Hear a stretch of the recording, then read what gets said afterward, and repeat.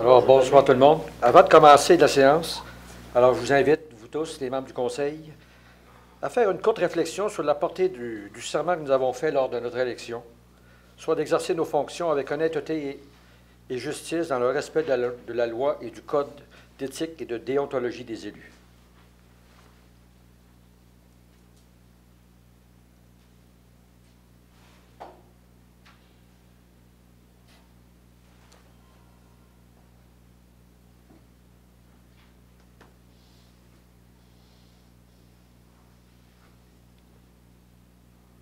Bon, merci beaucoup.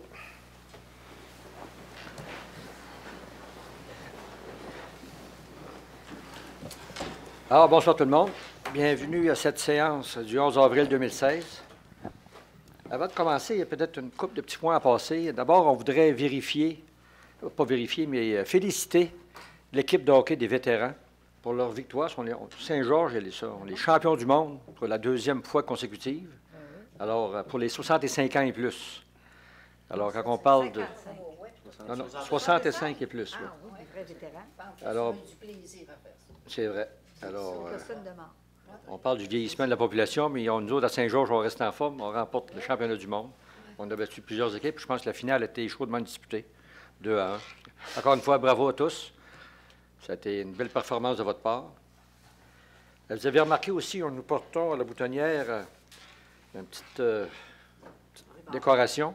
C'est pour souligner la semaine du don d'organes qui va se dérouler du 17 au 24 avril. Étant donné qu'on n'a pas de séance du Conseil, on nous a demandé de l'apporter ce soir là, en prévision de la semaine. Bien entendu, le don d'organes, on peut sauver des vies. On vous demande de signer votre permis de conduire pour que vous êtes prêt à aider à sauver des vies. Alors, merci beaucoup. Finalement, juste un petit point peut-être, là. Il y a des points on se fait dire en ville. Vous trouvez que le comité ou la séance du Conseil est très rapide. C'est juste pour vous expliquer comment ça fonctionne. C'est sûr qu'une fois qu'on est rendu à la séance du Conseil, c'est qu'il y a eu plusieurs discussions préalables.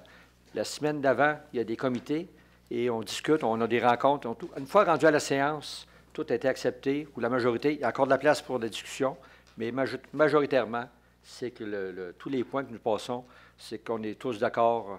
Et ça peut arriver. Des fois, il y en a qui ont des dissidences, il n'y a pas de problème. Mais c'est pas parce que je suis un dictateur ou quelqu'un fait des menaces, là. C'est qu'il y a eu beaucoup de discussions avant. Alors, vous avez remarqué que la semaine 1 et 3, ce sont des comités. La semaine 2 et 4, ce sont des séances du Conseil. Sinon, c'est peut-être pour certains qui regardaient ça, ils aimaient des combats de rue, des combats ultimes. C'est sûr que ce n'est pas la place, c'est pas on vit en démocratie, on n'est pas capable de se parler sans s'engueuler. Alors... J'ai envie d'ajouter, M. le maire, que les séances de comité sont beaucoup plus longues que la séance du Conseil. Oui, des fois. Puis 2h30 à 3h oui, puis un petit peu d'ostinage. Mais ça se fait bien. C'est bien. C'est dans le respect. Confirmé, c'est dans le respect des individus. Il n'y a pas d'attaque personnelle. C'est sûr qu'on n'est pas toujours en accord avec tous les points, mais on discute. Puis le but, là, on vous représente tous, les citoyens. Le but, c'est quand on a des projets, c'est d'arriver au meilleur projet, tout le monde ensemble.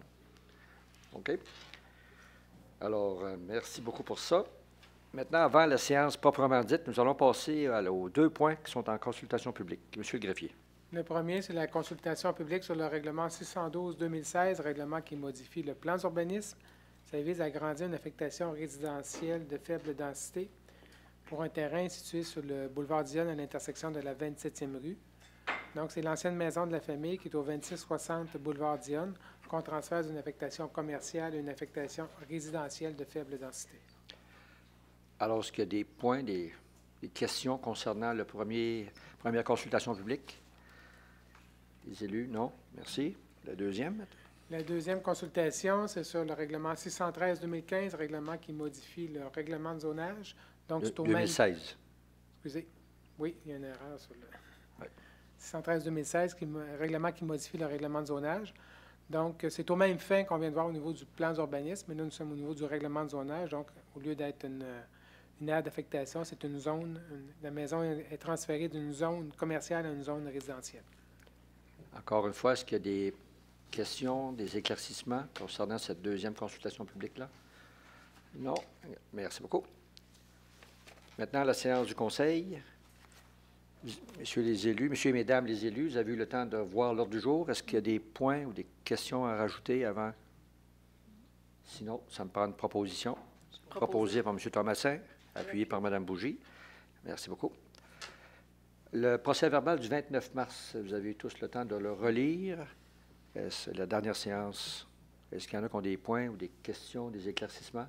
Pour moi, non, c'était conforme et j'en fais la proposition. Proposé par Mme Quirion, appuyé par M. Fortier-Renault. Merci beaucoup. Nous allons passer au projet de règlement, le 4.1. 4.1, c'est pour l'adoption du second projet du règlement 611-2016, règlement qui modifie le règlement de zonage. Ça vise à agrandir la zone commerciale CD 703 pour y inclure deux anciens lots situés dans la 8e rue et la 10e rue. Donc, c'est les terrains où il y avait un vieux hangar et une grange, là, M. Aurélien Lessard, sur le boulevard Dionne, entre la 10e rue et la 8e rue. Donc, le règlement vise à inclure ces deux terrains-là dans la zone commerciale plutôt que dans la zone résidentielle. Proposition. Proposée par M. Redmond, appuyée par M. Thomasin. Merci beaucoup. 4.2. 4.2, c'est pour l'adoption. C'est le premier projet du règlement 618-2016, règlement qui modifie le plan d'urbanisme. Ça vise à agrandir une affectation institutions et équipements publics à même l'affectation résidentielle de faible densité. C'est un terrain vacant qui est juste en bas du stationnement de l'hôpital dans la 15e rue. Donc, le transfert d'une affectation résidentielle à une affectation institutions et équipements publics permettra de l'implantation de la maison du tourment.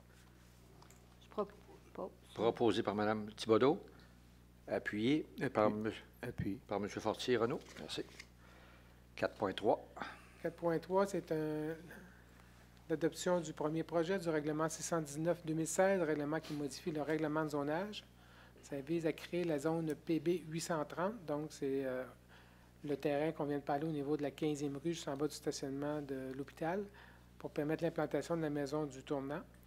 Le projet de règlement va permettre les usages au niveau de cette nouvelle zone, les usages unifamiliales, parc et espace vert, ainsi que ce qu'on appelle commerce associable à l'habitation, qui est un petit bureau de professionnels ou artisans là, dans même la résidence unifamiliale.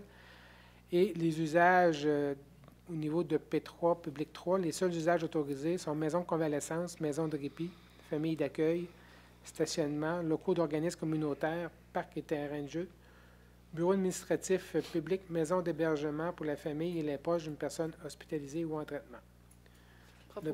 Le projet prévoit également une modification au niveau des normes de stationnement.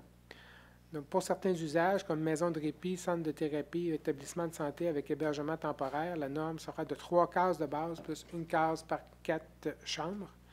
Il y aura une consultation publique qui commence ce soir, se terminer le 9 mai, avec assemblée publique de consultation le 9 mai, et le règlement est susceptible d'approbation référendaire. Proposition proposée par Mme Bougie, appuyée par M. Fortier Jean-Pierre. Merci. Nous allons passer aux avis de motion et dispense de lecture. 5.1.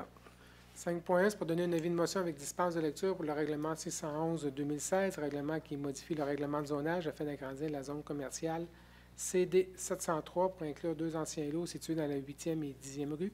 Donc, ce sont les terrains où il y avait un vieux hangar et une grange de M. Aurélien Lessard. Avis de motion. Proposé par... Avis de motion. Avis de motion par M. Fortier. Merci. 5.2. 5.2, c'est pour donner un avis de motion avec dispense de lecture pour le règlement 612-2016, règlement qui modifie le plan d'urbanisme, qui vise à agrandir une affectation résidentielle faible densité. C'est pour l'ancienne maison de la famille au 2660 boulevard Dionne, la transférer dans une affectation résidentielle de faible densité. Avis de motion et dispense de lecture. Avis de motion donné par Mme Thibodeau. Merci. 5.3, c'est pour donner un avis de motion avec dispense de lecture pour le règlement 620-2016, règlement qui modifie le règlement 336-2009, décrétant l'imposition d'une taxe aux fins du financement des centres d'urgence 911. C'est que le coût des centres d'urgence 911 qu'on a de 40 cents sur nos comptes de téléphone va passer à 46 cents. C'est un règlement qu'on a l'obligation de passer. C'est une norme provinciale là, qui est changée. Avis de motion avec dispense de lecture. L'avis de motion donné par M. Fortier Jean-Pierre. Merci.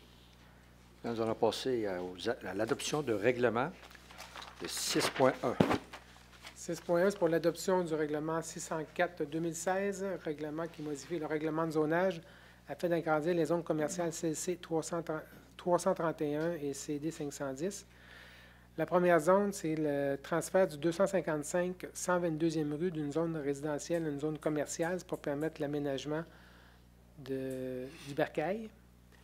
Et la deuxième modification, c'est pour transférer les trois immeubles qui sont au 170-85, 171-05 et 171-55 boulevard Lacroix, qui sont transférés d'une zone résidentielle à une zone de commerce local et régional.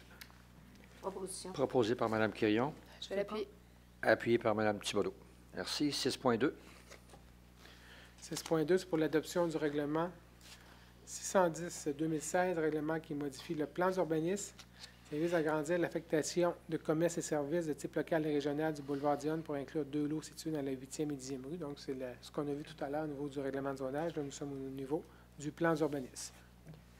Proposé par M. Perron. Appuyé par M. Fortier Jean-Pierre. Merci. 6.3. 6.3, c'est pour l'adoption du règlement 616-2016, règlement qui modifie le règlement 234-2007 concernant la création d'une réserve financière pour financer des projets d'immobilisation spécifiques.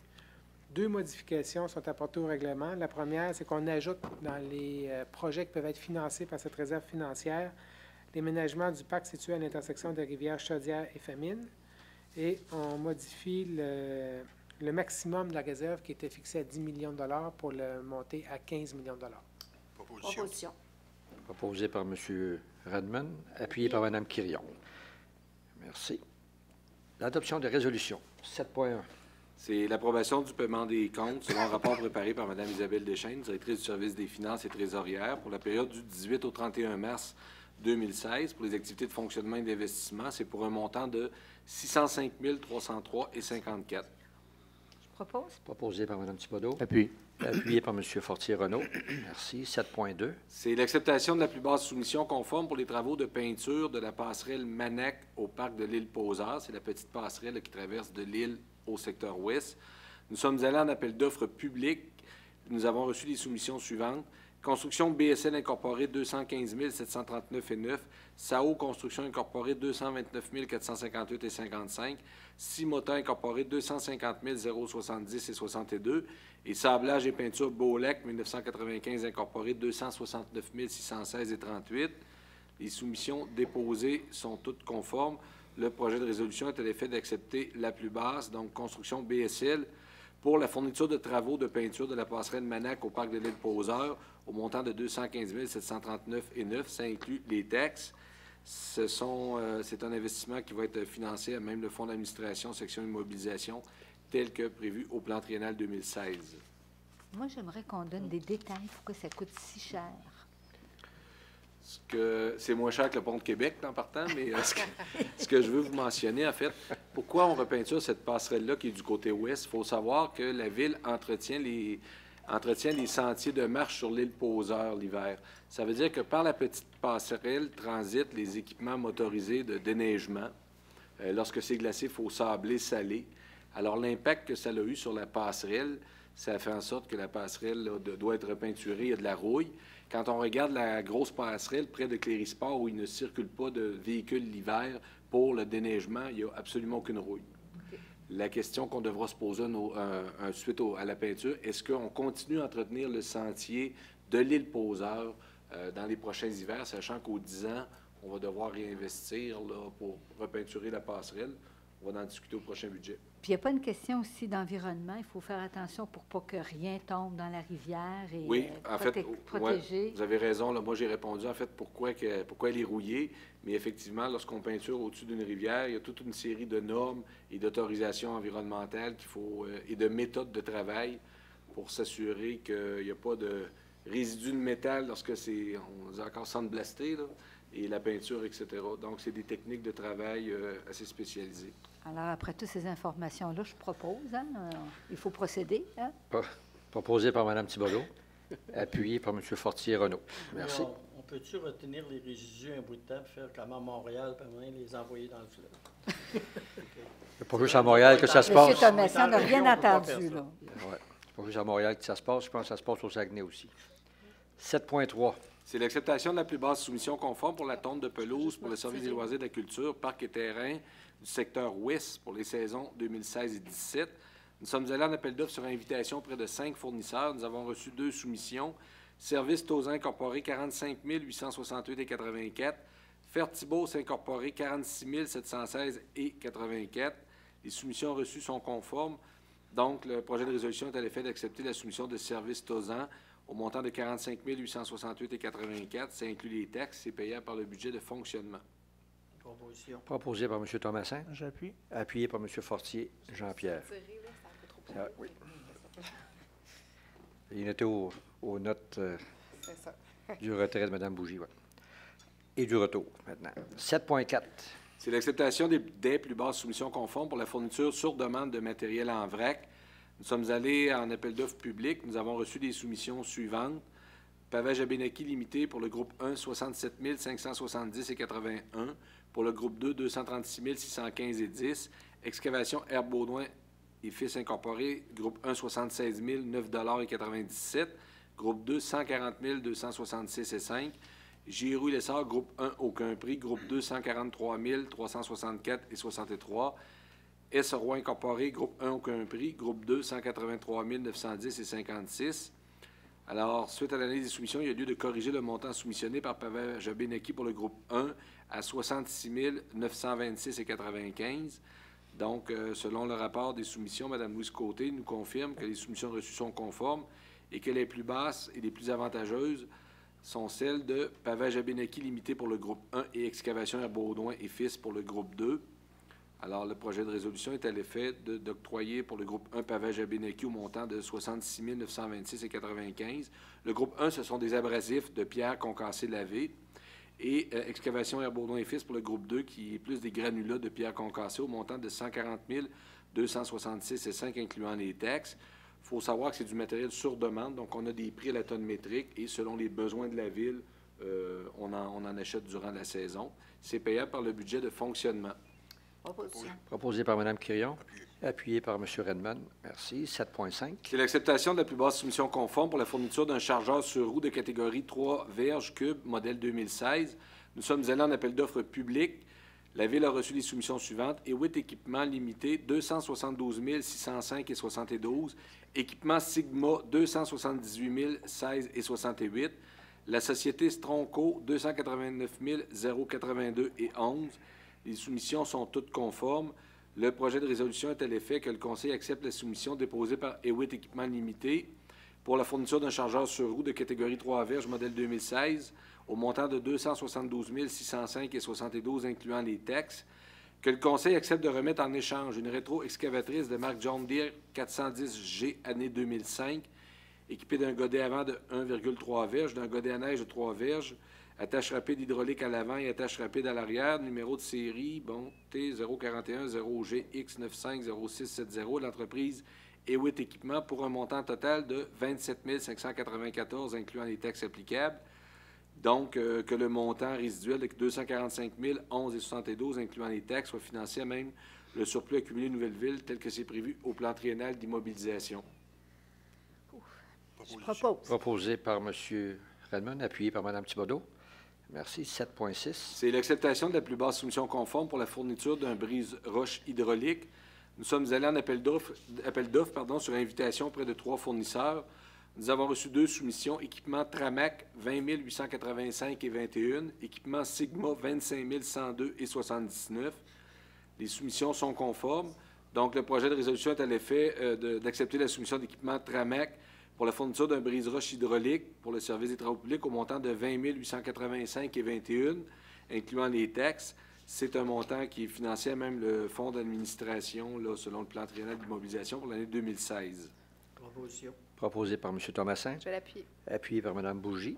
Merci. 7.7. C'est l'acceptation du répertoire des taux de location de machinerie lourde pour une période de 12 mois. Nous sommes allés en appel d'offres public. La Ville a reçu 11 soumissions. Alors, le rapport a été déposé, discuté en comité général.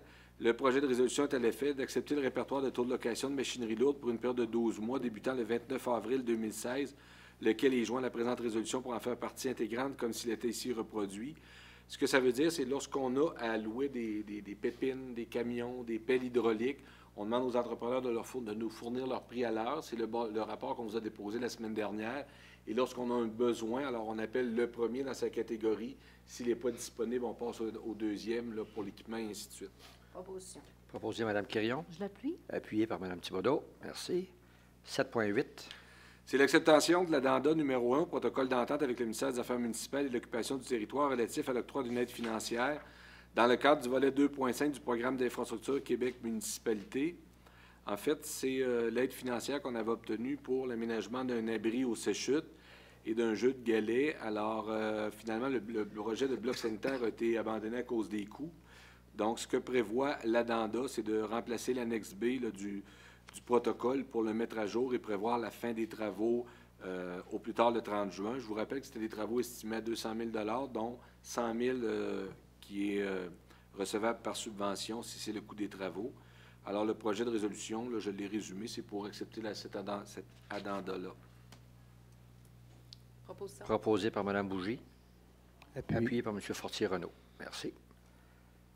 7.9. C'est l'acceptation de l'avenant numéro 1 concernant l'offre d'achat de la Société québécoise des infrastructures. Une offre d'achat est intervenue le 9 février 2016 entre la Société québécoise des infrastructures et la Ville de Saint-Georges pour l'achat d'un immeuble composé des lots 2 996 056 et 2 996 012. C'est le terrain, là, la croix pour le futur poste de police.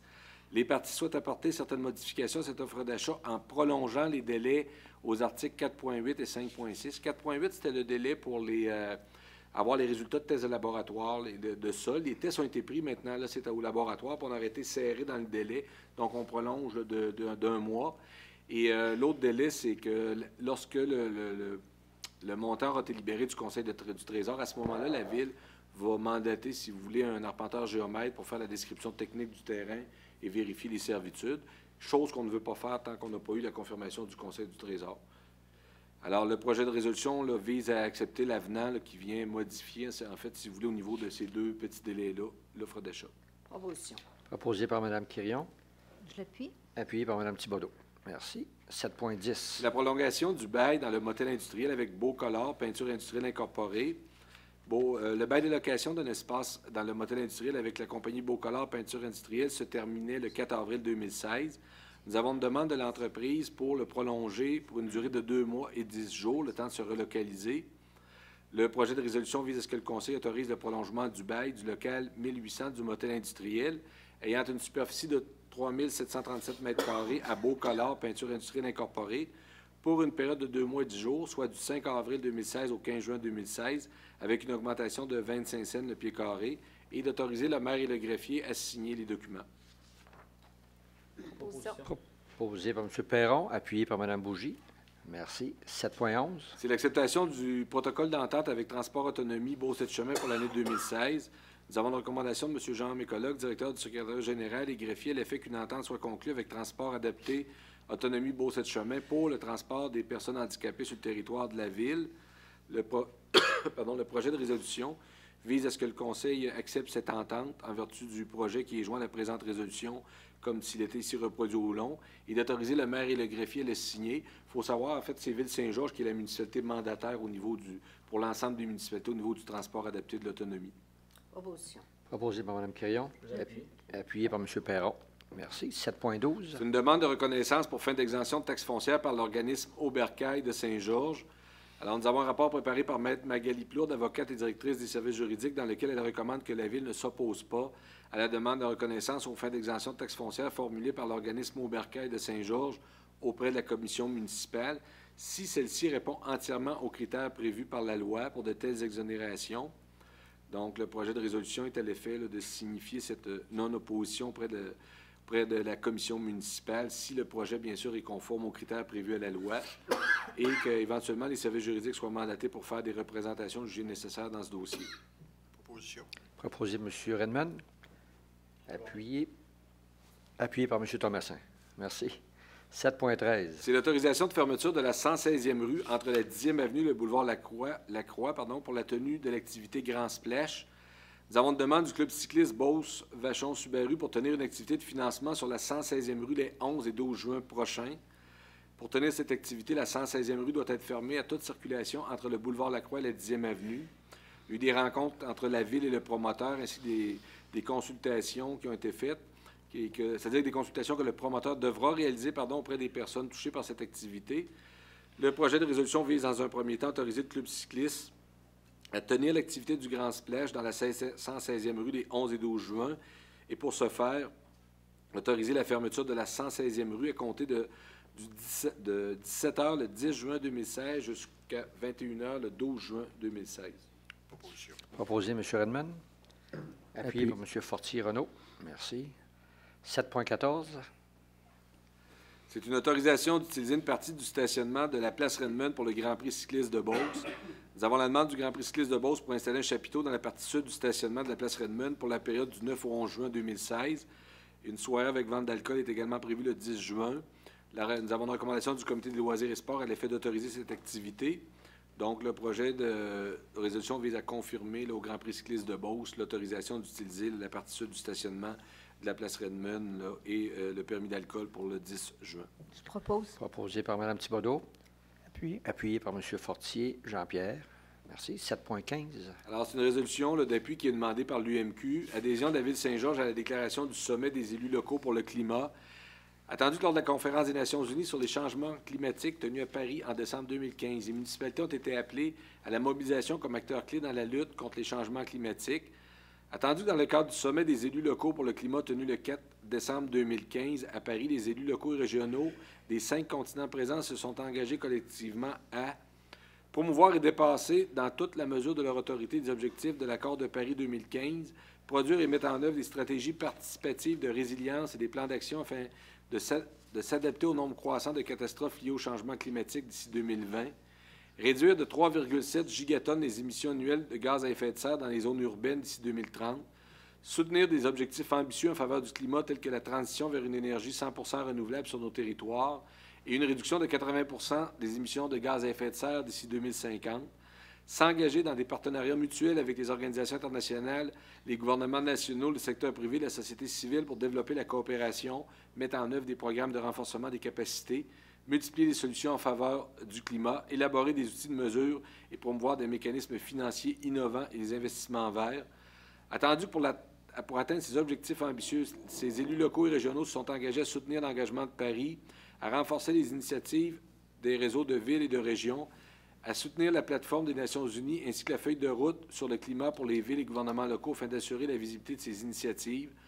Attendu que ces élus locaux et régionaux ont également reconnu que leurs collectivités ont besoin d'accéder plus facilement à la finance verte, de disposer d'une plus large autonomie budgétaire et d'une capacité réglementaire accrue afin d'amplifier leur action.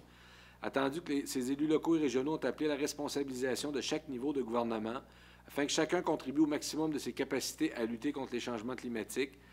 Attendu que ces élus locaux et régionaux se sont engagés à coordonner leur action pour le climat dans la perspective de la conférence Habitat 3 de 2016 et qui se sont unis avec les organisations internationales, les gouvernements nationaux, le secteur privé et la société civile pour répondre aux défis du changement climatique et protéger la planète Terre. Proposé, secondé et résolu, ce Conseil endosse la déclaration du sommet des élus locaux pour le climat du 4 décembre 2015, laquelle propose que les élus municipaux des 5 continents s'engagent collectivement à lutter contre le dérèglement climatique et qu'une copie de cette résolution soit adressée à l'Union des municipalités du Québec. Je propose. Proposé par Mme Thibodeau. Appuyé par M. Fortier-Renaud. Merci. 7.16. C'est l'autorisation de travaux pour la plantation d'arbres sur divers terrains. Nous avons un rapport du directeur des travaux publics, M. Guy Bilodeau, en date du 24 mars, dans lequel il recommande d'autoriser des travaux d'amélioration de plantation d'arbres près du nouveau bassin de rétention qui va être situé sur la 14e avenue, dans le secteur de la 88e rue. Alors, le projet de résolution vise à autoriser ces travaux. On parle d'un montant estimé à 15 000 incluant les taxes, qui va être financé à même le fonds d'administration, section immobilisation. Proposition. Proposé par Mme Quirion. Seconde. Appuyé par Mme Thibodeau. Merci. 7.17. C'est l'autorisation de travaux d'amélioration d'aménagement paysager à divers endroits. Encore une fois, nous avons un rapport de M. Guy Bilodeau, directeur des travaux publics, dans lequel il recommande d'autoriser les travaux d'amélioration des aménagements paysagers situés aux endroits suivants: au site du bassin de rétention sur la 14e avenue, secteur 88e rue, sur la 2e avenue voisin du 109-45 et à l'entrée du chemin du parc des Séchutes. Le projet de résolution vise à autoriser ces travaux qui sont estimés à 10 000 incluant les taxes et qui vont être financés à même le fonds d'administration section immobilisation. Je propose. Je l'appuie. Proposé par Mme Thibodeau, appuyé par Mme Bougie. Merci. Passez maintenant au dépôt de documents. 8.1. 8.1, c'est la liste des permis et certificats émis par le service d'urbanisme au mois de mars 2016. Nous avons eu un total de 91 permis et certificats pour des travaux qui totalisent 4 033 955 $. 8.2. 8.2, c'est le résumé comparatif depuis le début de l'année. Donc, pour 2016, 208 permis et certificats pour des travaux de 8 402 777 $ et 26 nouveaux logements, comparativement à 2015, pour 211 permis et certificats des travaux de 12 668 000 $ et 45 nouveaux logements. Et 8.3. 8.3, c'est le dépôt du rapport annuel du service des loisirs et de la culture. Merci. Niveau des correspondances. Pour la correspondance, nous avons un seul item, c'est le club de hockey Cool FM, M. Carole Poulain, président. Des remerciements pour l'implication et l'appui de la Ville pour la continuité d'un club de hockey à Saint-Georges et au sein de la Ligue nord-américaine de hockey. Merci. On va passer au compte-rendu des dernières réunions. Est-ce qu'il y a des élus qui ont des comptes rendus ou des rapports à donner? Samedi Redmond, matin, à 7h30, il y avait l'ouverture officielle d'un nouveau magasin à Saint-Georges qui a créé 35 emplois. Le Tigre Géant, à Place Centre-Ville. C'est un magasin qui va vraiment répondre aux besoins de ce secteur-là. Il y a de l'épicerie, il y a du vêtement, il y a plein de choses avec des prix très intéressants. Donc, félicitations au Tigre Géant. Merci. M. Thomasin, oui. 2 points. Je vous ai remplacé samedi pour aller rencontrer Mme Annette Baudouin, qui fêtait son 100e anniversaire de naissance. Elle demeure au manoir du quartier. En tout cas, la madame, si je me rends à 100 ans de cette manière-là, j'ai pas trop de misère. C'est quand même quelque chose d'un siècle. Quand tu penses à ça, là, elle a vécu beaucoup de changements. Je voudrais revenir un petit peu. On a fait la conférence de presse sur le comité des fêtes. Je ne veux pas vous parler des 9, mais il y a trois événements que je voudrais un peu rappeler. Il y a la course de bateau Dragon qui va avoir lieu le 16 juillet 2016. Les inscriptions ont commencé ce matin à Ville-Saint-Georges. Vous appelez au loisir au 226-2256. Vous annoncez, vous faites votre inscription, mais il faut que vous veniez payer aussi pour qu'on tienne compte. On prend les 40 premières équipes. L'année passée, on avait 8 ou 10 équipes en attente. Cette année aussi, on revient avec, c'est aux 2 ans, on revient avec le défilé de Noël qui va avoir lieu le 10 décembre sur le boulevard Dionne, le même parcours qu'on avait eu l'année passée, partir du parc Pomerleau et s'en venir jusqu'au centre culturel Marie-Fitzbach. Donc, je rappelle, la date, c'est le 10 décembre. Il est un peu plus tard que les autres années. Et enfin, on revient aussi, plusieurs nous l'ont demandé, on va refaire la soirée du jour de l'an, le 31 décembre, à l'Aréna. On reviendra plus tard pour les autres, mais c'est pour vous dire que c'est sûr que ça revient cette année. Je voudrais en profiter, moi, pour féliciter et remercier le comité des loisirs là, qui a travaillé. C'est un paquet de bénévoles qui sont sur ce comité-là, puis je lève mon chapeau. Parce qu'à chaque année, ils sont toujours là pour nous annoncer toujours des bonnes nouvelles. Bravo à ta gang, Serge. Une chance qu'on a la collaboration beaucoup de la direction des loisirs, parce que c'est beaucoup. Parce qu'on est 12. On est tout le temps dans les 9 événements. Merci, M. Thomasin. De votre côté, est-ce qu'il y a des gens? C'est le premier, oui, je vous ai remplacé au Grand Prix du tourisme Chaudière-Appalaches. Ça se passait ici au Georgeville. Alors, c'était une soirée très bien réussie. C'était des gens de partout qui ont eu le bonheur de connaître un peu plus notre région spécifique, la Beauce. Il y a eu des gens de notre région qui ont eu un prix. C'est la Maison d'Élise à Beauceville. Alors, je voulais les féliciter. C'est de nouveaux propriétaires d'un gîte.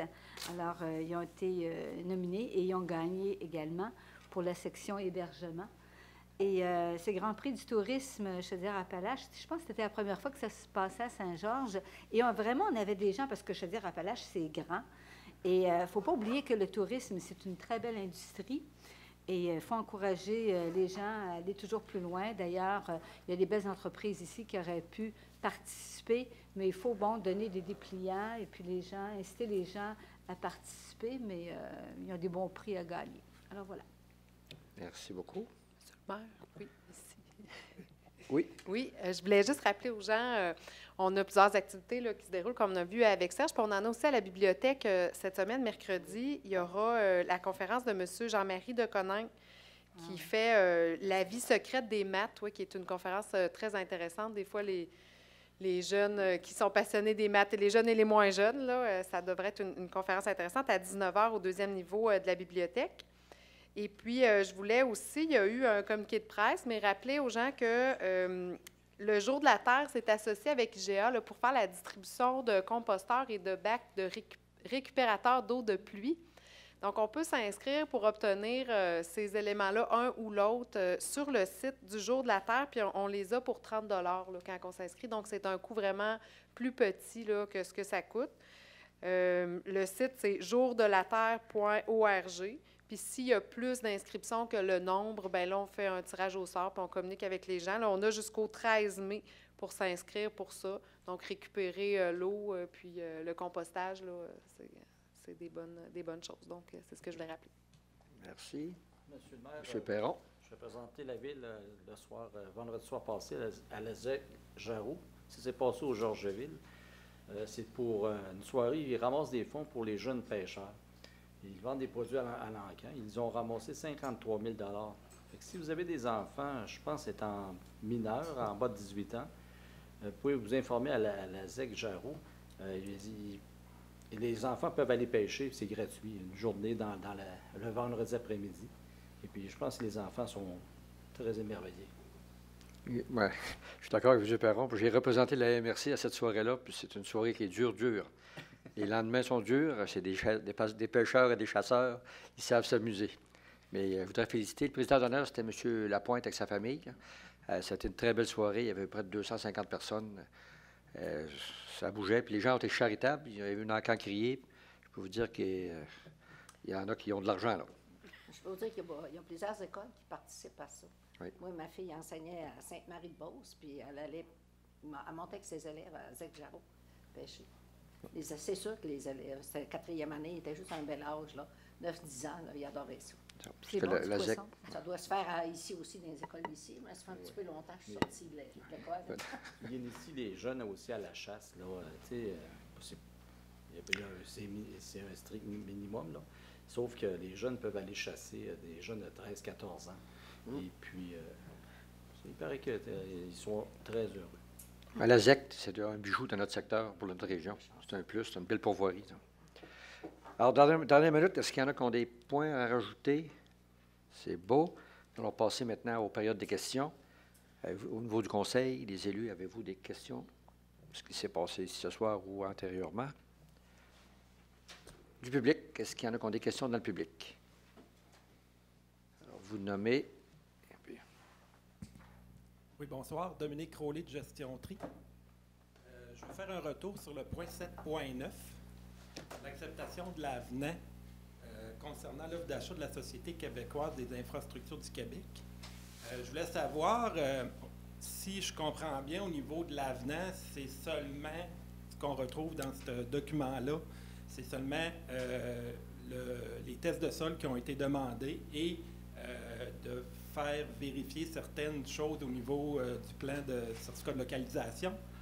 C'est de prolonger le délai, parce que dans la promesse d'achat-vente, exemple, on disait qu'on avait 60 jours de mémoire pour faire les tests de sol suite à la signature, mais compte tenu de l'hiver, du gel, du dégel, On prolonge le 60 jours, délai. pardon, 60 jours à partir de quelle date? Il faudrait que j'aie l'offre d'achat devant moi. Là. Je ne sais pas si, Jean, tu ne l'as pas loin. Là. On prolonge le délai, pas le temps qu'il y ait les résultats de laboratoire. Puis on prolonge aussi, ça c'est pour l'acheteur, puis pour le vendeur, la ville, on prolonge le délai pour fournir un certificat de localisation dont le notaire a besoin pour faire le contrat, parce qu'on ne veut pas le commander puis le payer pour rien tant qu'on n'a pas eu l'acceptation du Conseil du Trésor de la promesse de vente. OK. Puis est-ce que les tests de sol ont été faits présentement? Les tests de sol ont été faits il y a environ une semaine, deux, la semaine après Pâques, là. Et là, ils doivent être en analyse, ce qu'on m'a dit à la SQI. OK, vous n'avez pas eu encore les résultats de ça? C'est la SQI qui va les avoir, là, parce que C'est eux autres qui ont payé? C'est eux autres qui payent les tests de sol, c'est pas la ville. OK. Est-ce que les résultats de ces tests de sol-là sont conditionnels à l'achat du terrain? Advenant le cause que les tests seraient défavorables? Il y avait... Est-ce qu'il y avait du roc, etc., ou ce que... Ah, c'est plus sur la portée du sol. C'est des tests de sol à savoir, c'est pas s'il y a du roc, c'est sur la portée du sol en tant que tel. La capacité portante, là. Et il y avait un chiffre qui Il y a m'échappe. une capacité portante minimale à avoir au niveau de l'offre d'achat. Si les tests montrent que le sol n'a pas cette capacité-là minimale, l'offre d'achat va tomber. Si elle l'a, ben là, ça confirme la vente. Selon vous, y a-t-il d'autres avenants qui pourraient être conditionnels à l'offre de l'achat de la SQI? Ben, des avenants, il n'y en a pas d'autres, là, c'est le seul. Là. Ou d'autres, autres que la capacité portante comme telle du sol, y aurait-il d'autres? Connus, Connus de à notre donner? côté, non. Non. Conseil du Trésor. À part si, exemple, il y a en tout cas, le certificat de localisation ne s'avère pas... Il n'y a plus de bâtiment. Donc, le certificat de localisation, là, il ne sera pas tellement compliqué à faire. Oui, c'est ça. C'est juste qu'on ne veut pas le commander puis le payer pour rien. Puis là, cet avenant-là, il était 60 jours, on disait à partir de la date d'achat, c'est ça? Écoutez, on parle de vos coordonnées parce qu'on ne l'a pas ici. On va vous le communiquer les dates Avoir les précises. bonnes dates, Oui, s'il vous pas de plaît. problème. Puis l'avenant, serait-il possible de l'avoir aussi? Est-ce qu'il est disponible publiquement ou... Vous pouvez faire une demande de l'accès à au greffier l'information. pour l'accès à l'information. L'extra signé, il n'y a pas de problème. OK. Merci beaucoup. Merci. Est-ce qu'il y a d'autres questions dans le public? Tout est beau, tout est bien. Alors, merci encore à ceux qui nous regardent à tous les 2 lundis, religieusement. Alors, la prochaine réunion se tiendra le 25 avril 2016, même heure, même poste. Avant de quitter, La levée de la réunion. proposer la levée de l'Assemblée par Mme Quirion, appuyée par M. Thomasin. Merci beaucoup et profitez de il n'y a plus de hockey à TV. Merci. Tant mieux.